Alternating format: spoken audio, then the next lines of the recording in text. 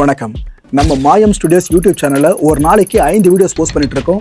எல்லா வீடியோஸ்க்கான நோட்டிஃபிகேஷன் உங்களுக்கு வரணும்னாக்கா சேனலை சப்ஸ்கிரைப் பண்ணிட்டு கீழே ஒரு பெல் ஐக்கான் இருக்கும், ஆல் நோட்டிஃபிகேஷன். அதை கிளிக் பண்ணிடுங்க. அதை கிளிக் பண்ணா மட்டும்தான் நான் போடுற வீடியோஸ் ஒன்று நீங்க பார்க்க முடியும். அண்ட் மாயம் ஸ்டுடியோஸ் போலவே மாயம் பக்தி அண்ட் மாயம் லைஃப் ஸ்டைல் இந்த சேனல்ஸையும் சப்ஸ்கிரைப் பண்ணிடுங்க. சப்ஸ்கிரைப் பண்ணிட்டு மறக்காம பெல் ஐக்கானை கிளிக் பண்ணிடுங்க, ஆல் நோட்டிஃபிகேஷன் கொடுத்துருங்க. யூடியூபை தாண்டி அடுத்தடுத்த அப்டேட்ஸ் நீங்க தெரிஞ்சுக்கணும் அப்படின்னா நம்ம மாயம் ட்ரெண்ட்ஸ் ஃபேஸ்புக் பேஜை ஃபாலோ பண்ணிடுங்க. கூடவே மாயம் ஸ்டுடியோஸ் 9 என்ற இன்ஸ்டாகிராம் பேஜையும் ஃபாலோ பண்ணிக்கங்க. இது எல்லாத்துக்கான லிங்க்ஸையும் கீழே டிஸ்கிரிப்ஷன் பாக்ஸ்ல கொடுத்துருக்கேன். நன்றி. கொலஸ்ட்ரால் எந்த தாவர உணவிலிருந்து நமக்கு கிடைக்காது, அது விலங்கு உணவில இருந்துதான் கிடைக்கும். நாம் நலமாக இருக்கிறோம் என்பதை நம்மை உணரச் செய்வது மெலட்டோனின் தான். இந்த மெலட்டோனினால தான் நாம் ஆரோக்கியமாக இருக்கிறோம். மதிய உணவுக்கு பிறகு 15 நிமிடத்தை மிகாமல் ஒரு சிறிது நேரம் அப்படி கண் அயர்ந்து எழுந்தால் நம்ம தலைமுறையினர் இப்ப சாப்பிட்டுக்கிட்டு இருக்கோல உணவு, இது ஆரோக்கியமானதா இல்லனா விஷமானதா? இதுல நிறைய குழப்பம் இருக்கிறது. ஆளுக்கு ஒரு உணவை சொல்லுகிறார்கள். சிலர் சொல்லுகிறார்கள் அசைவ உணவு சாப்பிடக்கூடாது, இன்னும் சிலர் சொல்கிறார்கள் சைவ உணவைத்தான் எடுத்துக்கொள்ள வேண்டும். சிலர் அதற்கு அறிவியல் சான்றுகளை சொல்லுவார்கள். சைவ உணவிலே எல்லா சத்துக்களும் கிடைப்பதில்லை, சில சத்துக்கள் அசைவ உணவிலே தான் இருக்கின்றன, ஆகையால் அசைவ உணவை எடுத்துக்கொள்ள வேண்டும். உதாரணமாக நம்முடைய உடலில் எல்லா திசுக்களினுடைய இயக்கத்திற்கும், இரத்த குழாய்களுடைய ஆரோக்கியத்திற்கும், மூளை திசுக்களுடைய கட்டுமானத்திற்கும் கொலஸ்ட்ரால் என்று சொல்லுகிற ஒரு சத்து பொருள் தேவை. இந்த கொலஸ்ட்ரால் எந்த தாவர உணவிலிருந்து நமக்கு கிடைக்காது, அது விலங்கு உணவிலே இருந்து தான் கிடைக்கும். அதே போல நம்ம உடலிலே இருந்து தான் அது உற்பத்தி செய்யப்படும். அப்போ இந்த உணவை நாம் பெற வேண்டுமானால், இந்த சத்து நமக்கு கிடைக்க வேண்டுமானால் நாம் அசைவ உணவு உண்ண வேண்டும், அசைவ உணவு உண்ணுவது தவறில்லை என்று வாதிடுபவர்களும் உண்டு. சைவ உணவு தான் எளிதில் செரிமானமாகும், சைவ உணவு தான் மனிதனுடைய உடல் அமைப்பு படி அவனுக்கு ஏற்றுக்கொள்ளத்தக்க உணவு என்று வாதிடுபவர்களும் உண்டு. ஆனால் சித்தர்கள் என்ன சொல்லி இருக்கிறார்கள்? வள்ளுவ பெருந்தகை வள்ளுவ சித்தன் என்னவென்று சொல்லுகிறார்? உணவை எடுத்துக் கொள்வதிலே அளவை மட்டும்தான் அவன் வரையறுத்து சொல்லுகிறான். தீ அளவின்றி தெரியான் பெரிது உண்ணின் நோய் அளவின்றி படும் என்று சொல்லுகிறான். உனக்கு எவ்வளவு கேலரி உணவு தேவைப்படுகிறது என்பதை நீ புரிந்து கொள்ளாமல் உன் தேவைக்கு மேல் அதிக கேலரி சத்துள்ள உணவை நீ உடலில் சேர்த்துக் கொள்வாயே, ஆனால் அந்த கூடுதலான கேலரி போய் உடலில் தேங்கி அது கொழுப்பாகவும் படிந்து உனக்கு பல நோய்களை உருவாக்குகிறது, உடல் பருமனை உண்டாக்குகிறது. ஆகையினாலே உனக்கு தேவையான உணவை மட்டும் எடுத்துக்கொள்ள வேண்டும் என்பதை வள்ளுவர் அழகாக அந்த குறளிலே சொல்லுவார். தீ அளவின்றி தெரியான் பெரிது உண்ணின் நோய் அளவின்றி படும். அப்போ உணவை அளவாக எடுத்துக்கொள்ள வேண்டும் என்பது சித்தர்கள் வலியுறுத்திய ஒரு நெறியாகும். என்ன உணவு சாப்பிடலாம்? பொதுவாக எளிதில் செரிமானமாகிற உணவை எடுத்துக்கொள்ள வேண்டும். உணவை எப்படி சாப்பிட வேண்டும் அதைத்தான் சித்தர்கள் வலியுறுத்தி இருக்கிறார்கள். எவ்வளவு சாப்பிட வேண்டும் என்பதை வலியுறுத்தி இருக்கிறார்கள். சித்தர்களிலே பல கருத்துக்கள். சிலர் சைவ உணவை மட்டுமே வலியுறுத்தி இருக்கிறார்கள். சில சித்தர்கள் உணவை சைவம் அசைவம் என்று பிரிப்பதே ஏற்றுக்கொள்ளவில்லை. எந்த உணவாக இருந்தாலும் எல்லா சித்தர்களும் வலியுறுத்தி சொன்னது எதன்னா, உணவை அளவாக சாப்பிடுங்கள், உணவை நன்றாக மென்று சாப்பிடுங்கள். இந்த இரண்டை மட்டும் சித்தர்கள் எல்லா சித்தர்களும் வலியுறுத்தியிருக்கிறார்கள். உணவை அளவாக சாப்பிட வேண்டும், அளவுக்கு அதிகமாக உணவை எடுத்துக்கொள்ளக்கூடாது. நண்பெற உண்ட பின்பு குறுநடையும் கொள்வோம், நமனார்க்கிங்கெது வகை நாம் இருக்கும் இடத்தே தெரிய சொல்வார். நண்பெற உண்ட பின்பு, நன்பெற உண்ணுதல் அப்படின்னா வாயிலே இட்ட உணவை நன்றாக மென்று மென்று மென்று மென்று அதை உமிழோடு கலந்து வாயிலேயே அந்த உணவை செரிமானமாக்கி பிறகுதான் உண்ண வேண்டும். இப்போ உணவை எப்படி சாப்பிடணும்னா, எனக்கு நன்றாக நினைவு இருக்கிறது, இந்த இரவு உணவை சாப்பிட்டுட்டு அந்த தலையணையை பாயை எடுத்து படுக்க போனோம்னா என்னுடைய தாயார் வந்து அப்படி முதுகில் ஒரு தட்டு தட்டுவார். டேய், அந்த பிள்ளையார் கோயில் வரைக்கும் போயிட்டு வந்து படு. இப்போ என்ன சொல்லுவார்கள்? அவர் சொன்னது எனக்கு நினைவில் இருக்கிறது. நொறுங்க தின்று 100 அடி நடந்தால் 100 ஆண்டு வாழலாம் என்று சொன்னார். நொறுங்க தின்று 100 அடி நடந்தால் 100 ஆண்டு வாழலாம். இப்போ சிலர் அறிவியலார்கள் சாப்பிட்ட உடனே நடக்கக்கூடாதுங்க, சாப்பிட்டா உணவு செரிக்கிறதுக்கு அந்த சத்தெல்லாம் அந்த ரத்தமெல்லாம் குடலுக்கு இரைப்பைக்கு போயிடும். அப்போ போய் நடந்தோம்னாக்கா சரியாக செரிமானம் நடக்காது. இது சித்தர்களுக்கு தெரியாதா? சித்தர்கள் வேக வேகமாக நடக்க சொல்லலை. எவ்வளோ அழகாக சொன்னா, நண்பர உண்ட பின்பு குறுநடையும் கொள்வோம். குறுநடை மெல்ல ஒரு கால் நாழிகை, ஒரு 15 இருந்து 20 நிமிட நேரம் அப்படி மெல்ல உணவு உண்ட பின்னால் நடந்தால் என்ன ஆகும்? உடம்பிலே நாம் உண்ணுகிற உணவினால் கிடைக்கிற கொழுப்பு சத்து போய் படியாமல் தடுக்கும். வயிற்றிலே அந்த உணவை எளிதிலே செரிமானமாவதற்கு அது உதவும். நீங்கள் பார்த்தீங்கன்னா லேசாக கொஞ்சம் தூரம் அப்படி மெல்ல ஒரு 10-15 நிமிஷம் நடந்தீங்கன்னாக்கா உங்களுக்கு அந்த உண்ட களைப்பு போயிடும், முதல்ல தளர்ச்சி போயிடும். அதற்கு பிறகு போய் ஒரு 10 நிமிடம் அப்படி படுத்து அயர்ந்து எழலாம். ஆனால் உணவை சாப்பிட்டுட்டு பறக்க பறக்க வேகமாக நடக்கக்கூடாது. அது சித்தர்கள் அதனால தான் நண்பர உண்ட பின்பு குறுநடையும் கொள்வோம். இப்போ மெல்ல நடக்கணும். உணவை நன்றாக மென்று உண்ண வேண்டும். எப்படி மெல்ல வேண்டும்? வாயில் போட்டு நறுக்கு நறுக்குன்னு போட்டு பல் சந்திக்கும்படியாக அதை போட்டு மெல்லக்கூடாது. வாயிலே போட்டு இப்படி குதப்பினாலே போதும், பல்லிலே இருக்கிற மேடு பள்ளங்கள் அந்த உணவை நறுக்கி கூழாக்கிவிடும்.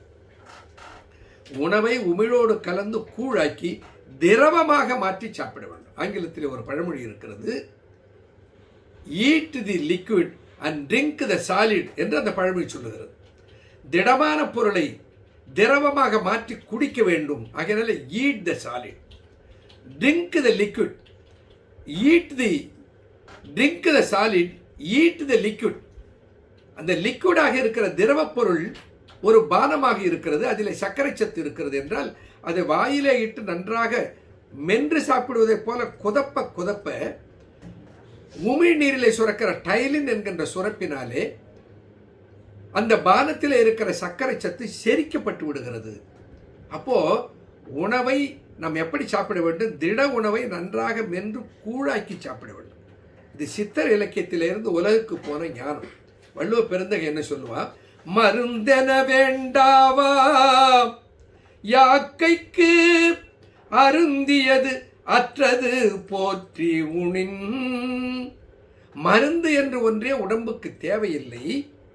முதலில் உண்ட உணவு அற்ற பின்னால் செரித்த பின்னால் அருந்தியது, அருந்தியதுன்னு சொல்ற. அருந்துதல், உணவை உட்கொள்ளுவதற்கு 2 வகை இருக்கிறது. ஒன்று உணவை சாப்பிடுதல், இன்னொன்று திரவப் பொருள்களை அருந்துதல்.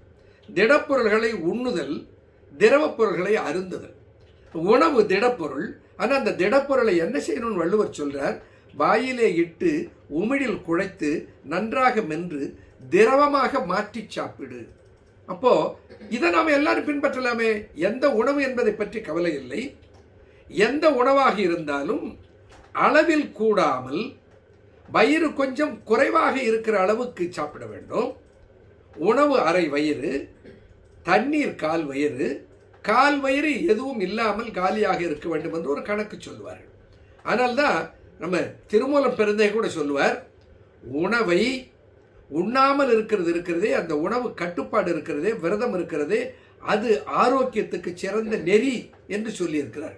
இன்னைக்கு நிறைய ஆய்வு செய்து உலகம் முழுக்க கண்டுபிடித்து சொல்லுகிறார்கள்.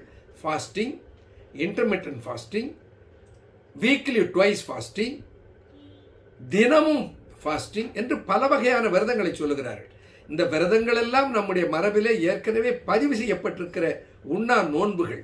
அப்போ உணவை குறைத்து உண்ண வேண்டும். 3 வேளை உண்ணாமல் 2 வேளை உண்ண வேண்டும். உணவை நன்கு மென்று உண்ண வேண்டும்.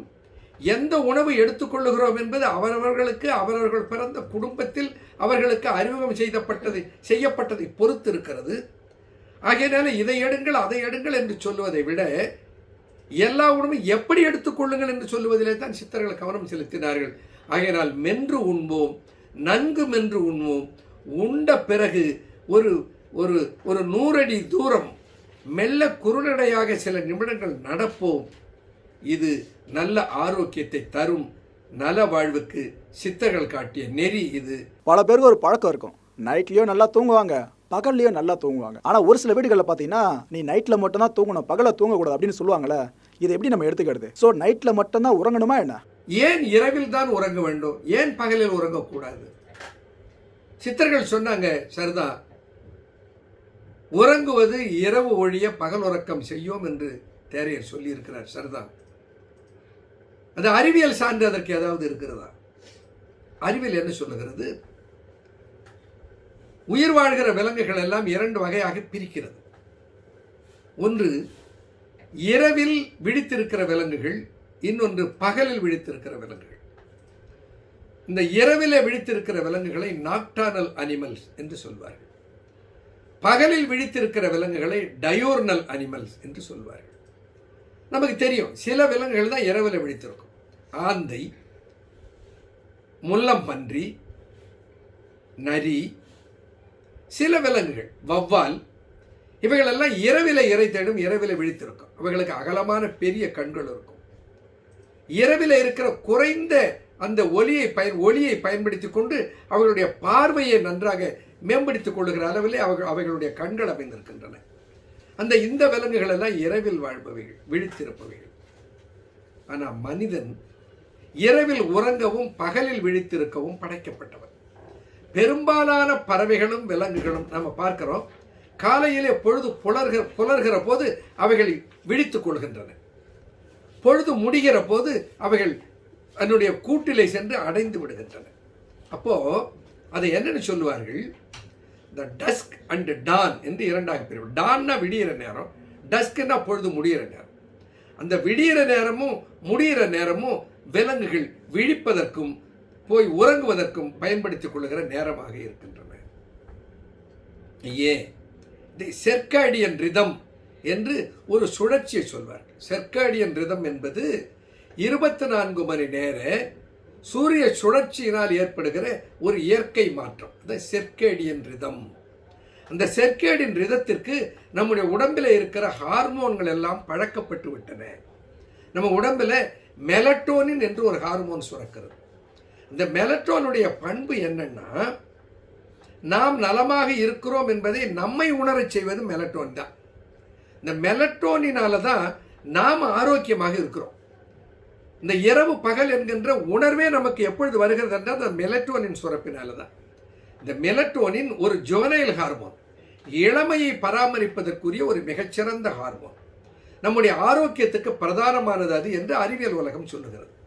அந்த மெலட்டோனின் எப்பொழுது சுரக்கிறது, எப்பொழுது நிற்கிறதுன்னு பார்த்தோன்னா, இந்த செர்கேடியன் ரிதத்தில் இரவு 9 மணிக்கு அந்த மெலட்டோனின் சுரக்க துவங்குகிறது.